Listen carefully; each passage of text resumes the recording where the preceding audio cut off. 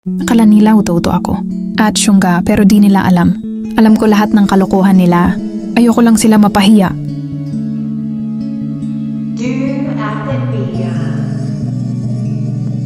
Itago niyo po ako sa pangalang Bambini.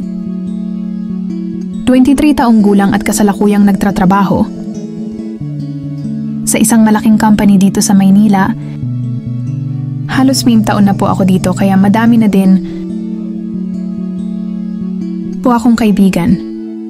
Isang araw ng Sabado maulan at hindi po ako nakapagdala ng aking ulam. Kaya nagpabili na lang po ako sa karinderya ng ulam sa isa kong kasamahan. Pero sa kasamaang palad,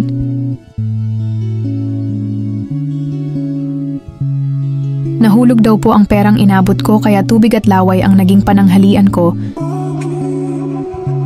Pero kinukutuban po ako.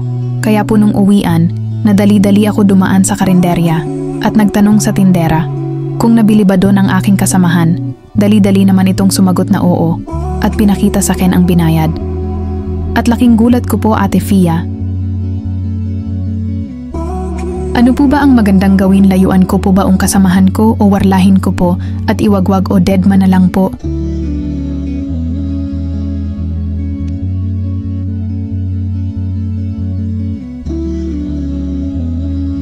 Naway matulungan niyo po ako. Nagmamahal, Bambam.